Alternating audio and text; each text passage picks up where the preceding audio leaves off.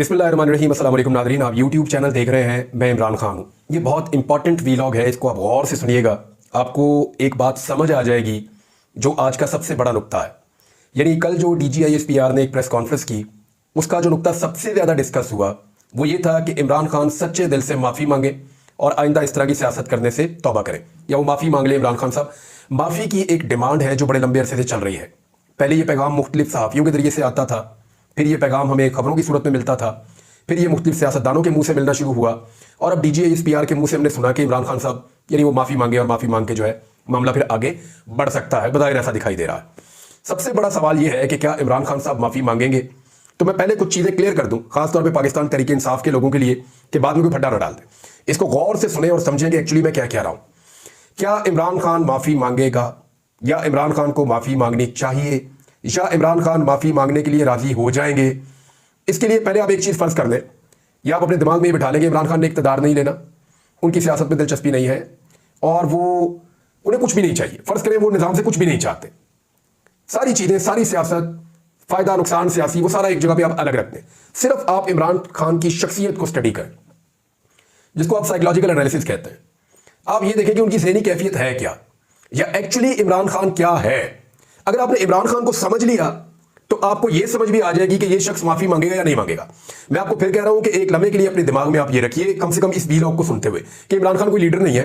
आप अपने दिमाग में ये रख लें मिसाल के तौर पे, और अपने दिमाग में आप ये भी रख लें कि इमरान खान जो है वो कोई ना वो लीडर है मिसाल के तौर पे, ना इमरान खान साहब जो है वो उनको दोबारा इक़्तिदार में आना है, ना वो मुल्क और कौम के लिए कोई चीज़ें अभी सोच रहे हैं। आप फिलहाल अपने दिमाग में ये रख लें। अब सिर्फ आप ये देखें कि एक्चुअली इमरान खान है क्या, वो बने कैसे, उनके पास क्या स्टेटस है, और वो माफ़ी मांगेंगे या नहीं मांगेंगे। आपको समझना बहुत आसान हो जाएगा। ये जो बड़े बड़े स्टेक्स हैं ना, मुल्क, हुब्बुल वतनी, पाकिस्तान के लिए सोच, पाकिस्तान की आवाम का दर्द, ये बहुत बड़ी बड़ी चीज़ें हैं। ये बड़ी चीज़ें जब हम साथ जोड़ देते हैं तो चीज़ें और कंप्लेक्स हो जाती हैं। आप इनको साइड पे रख लें। अब आप आ जाए सिर्फ इमरान खान। अगर इमरान खान जाती तौर पे एक आप ये कहें कि इन सारी चीज़ों से मुबर्रा भी हो जाए, इनसे बाहर भी निकल जाए, तो एक्चुअली इमरान खान क्या है, आप इसको समझिए कि वो क्या है जिससे माफ़ी का तकाजा किया जा रहा है।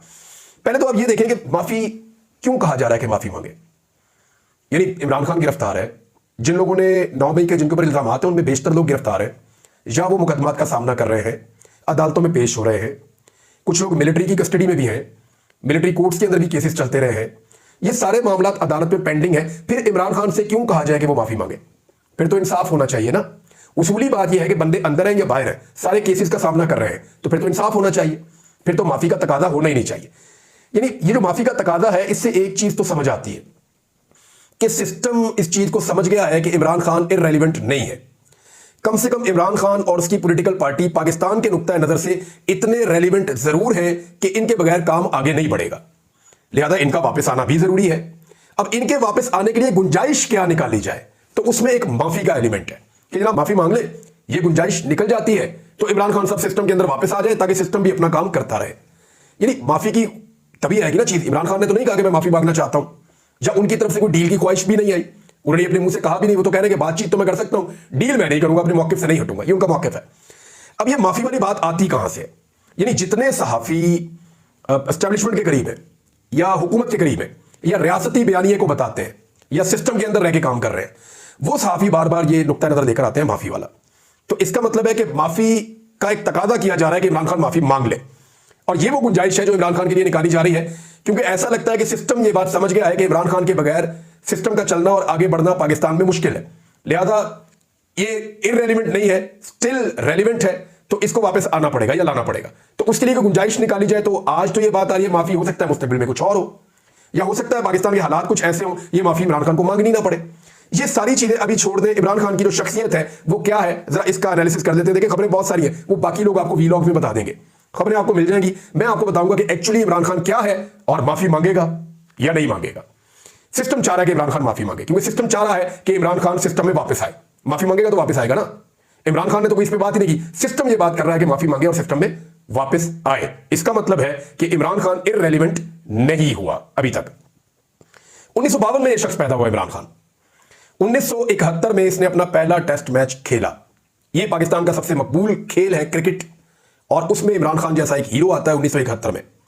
अब आप समझ सकते हैं कि 71 के अंदर एक नौजवान क्रिकेट में आया और 19 साल की उम्र में हीरो बन गया। 70 की दहाई के एंड में और 80 की दहाई में ज्यादातर नौजवान आपको जो मिलेंगे उनका नाम आपको इमरान मिलेगा। उसकी वजह यह है कि ये इतना बड़ा हीरो था उस दौर का। उन 20 सालों में ये शख्स इतना बड़ा हीरो था कि बेशुमार लोगों ने अपने बच्चों के नाम इस शख्स के नाम के ऊपर रखे। ये सब जानते हैं। पाकिस्तान पूरा इसकी गवाही देगा कि इतना बड़ा हीरो कोई नहीं था पाकिस्तान में। सारा मीडिया इसके पीछे होता था, प्रेस जिस जगह पे ये जाता था यही आंख का तारा बनता था। पाकिस्तान से बाहर ये मुफ्त ट्रैवल करता था। पूरी दुनिया के अंदर इसकी दावत देने के लिए लोग पीछे पीछे फिरते थे। यानी उस वक्त जो पीटीवी था उसके लिए बहुत बड़ा ऑनर था कि इमरान खान का वो इंटरव्यू करे।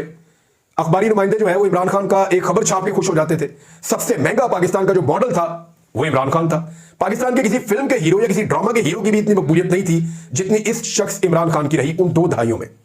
1982 में ये पाकिस्तान क्रिकेट टीम का कैप्टन बन गया 10 साल के बाद। यानी 1971 में कौमी टीम में आया, 1982 में कौमी टीम का कैप्टन बन गया और 1992 में 21 साल क्रिकेट खेलने के बाद रिटायर हो गया। यह है इमरान खान का करियर। लेकिन जब यह शख्स रिटायर हुआ तो यह वर्ल्ड कप जीत कर रिटायर हुआ। यह पाकिस्तान की तारीख का वाहिद वनडे इंटरनेशनल का वर्ल्ड कप है जो इमरान खान साहब ने जीता। अब इमरान खान ने वर्ल्ड कप का तोहफा कौम को दिया और एक बहुत बड़े स्टार और बहुत बड़े हीरो की तरह रिटायर हुआ। अब नॉर्मली पाकिस्तान में हीरोज के साथ होता क्या है मैं आपको बता देता हूं। हीरोज आहिस्ता आहिस्ता इररेलेवेंट होते जाते हैं। यानी जिनके दौर में वो हीरो होते हैं ना, यानी जो लोग राजेश खन्ना की फिल्में देखते थे या मोहम्मद अली की फिल्में देखते थे या जो लोग वहीद मुराद की फिल्में देखते थे, उन्हीं को आज वहीद मुराद, मोहम्मद अली और राजेश खन्ना याद है। जो नए दौर के लोग हैं उनको नए दौर के हीरोज याद है। तो हर दौर के हीरोज बदलते रहते हैं। जावेद मियांदाद को वही लोग जानते हैं ज्यादा या उनसे वो उतना प्यार करते हैं जो उनके दौर में क्रिकेट देख रहे थे। बाद वाले लोग पहचानते जरूर है जो क्रिकेट लवर्स हैं, लेकिन उनके लिए जावेद मियांदाद वो नहीं है जो आज बाबर आजम है। उनके लिए शायद यूनुस खान ज्यादा रेलिवेंट होगा जो वर्ल्ड कप भी जीत कर लाए। शायद अफरीदी ज्यादा रेलिवेंट होगा, शोएब अख्तर बड़ा रेलिवेंट होगा।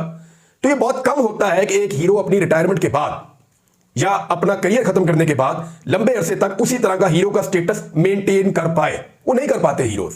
आहिस्ता आहिस्ता फेड आउट होते चले जाते हैं, आहिस्ता आहिस्ता डाउन जाते चले जाते हैं। मैं नाम नहीं लेना चाहता, लेकिन बहुत सारे हमारे पुराने क्रिकेटर्स हैं, जब वो हमें टेलीफोन करते हैं तो 1-1 घंटा बात करते हैं। उनके पास बहुत वक्त है। उनकी रेलिवेंसी कम हुई है।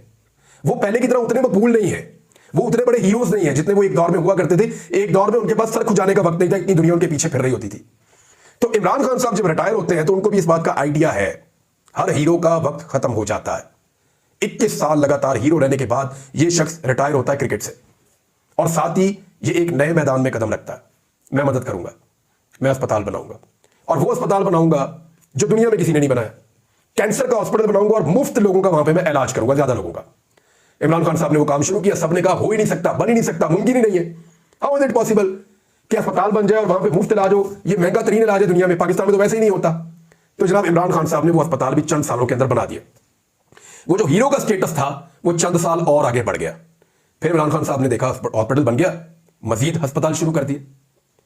एक पहाड़ों के अंदर जाके अपर पंजाब में एक यूनिवर्सिटी बनाई मियां वाली के नजदीक, Nimal university, state of the art. कितने ही तालिब इल्म वहां से तालीम हासिल करते हैं, टॉप क्लास यूनिवर्सिटी वहां पे बना दी। लोगों ने कहा उधर किधर बना रहे हैं, लाहौर में, कराची में, इस्लामाबाद, पेशावर में बनाया। पर नहीं, मैं वहां बनाऊंगा, वहां के नौजवानों के लिए बना दी। लोगों ने कहा नहीं हो सकता, वो भी बनाई। स्टेटस मेंटेन, यानी वो इमरान खान ने अपना हीरो का स्टेटस छोड़ा नहीं। क्रिकेट छोड़ दी, उम्र गुजर गई, जिस्म में वो ताकत, वो तवानाई या वो एनर्जी नहीं थी कि अब क्रिकेट खेलते रहते। रिटायरमेंट ले ली। आखिरी जब वो क्रिकेट का अपना स्पेल खेल रहे थे तो उनके शोल्डर में बहुत दर्द हुआ करती थी, लेकिन फिर भी इमरान खान वर्ल्ड कप जीत कर बाहर आए। किस्मत ने भी बहुत साथ दिया, हॉस्पिटल बना दिया, यूनिवर्सिटी बना दी। फिर समझ आई कि मुझे और भी कुछ करना है। ब्रेक नहीं लगाई इमरान खान ने, और अपने इसी हीरो के स्टेटस को लेकर वो सियासत में आ गए। 22 साल इस आदमी ने सियासत के उतार चढ़ाव देखे। जेल में गया, मार भी खाई, मफरूर भी रहा, कभी इधर भागता रहा, कभी उधर भागता रहा, पूरे पाकिस्तान के लगातार दौरे करता रहा। बड़ी बड़ी यूनिवर्सिटीज का ये शख्स चांसलर भी रहा है। ये सिर्फ कमेंट्री करता तो दुनिया भर से पैसा कमा लेता। सबसे ज्यादा डिमांड इस आदमी की है आज भी। कोई वर्ल्ड कप आप करवा लें और वहां पे आप बोली करवा लेंगे, सबसे महंगा कमेंट्रेटर कौन होगा, तो इमरान खान से महंगा कोई नहीं हो सकता। ये सब जानते हैं। जो स्टेटस उसका है वो किसी को नहीं मिला क्रिकेट की दुनिया में। तो यानी इंडिया में इमरान खान साहब की इतनी फॉलोइंग है कि उस दौर में, यानी बहुत सारे लोग ये बताते हैं कि कपिल देव से ज्यादा इंडिया में इमरान खान मकबूल था। ऑस्ट्रेलिया में उनके क्रिकेटर से ज्यादा और इंग्लैंड में उनके क्रिकेटर से ज्यादा इमरान खान की मकबूलियत थी। ये इतना तगड़ा आदमी था अपनी फील्ड का। हीरो आगे बढ़ता चला जा रहा। 21 साल का करियर वहां पे हीरो, उसके बाद 5-6 साल लग गए सियासत में आने में। अस्पताल बनाया, यूनिवर्सिटी बनाई, फिर हीरो, और अब सियासत के अंदर आ गए। सियासत के अंदर इमरान खान टाइम गुजारते गुजारते लगातार 22 साल की मेहनत के बाद वजीर आज़म पाकिस्तान बन गया।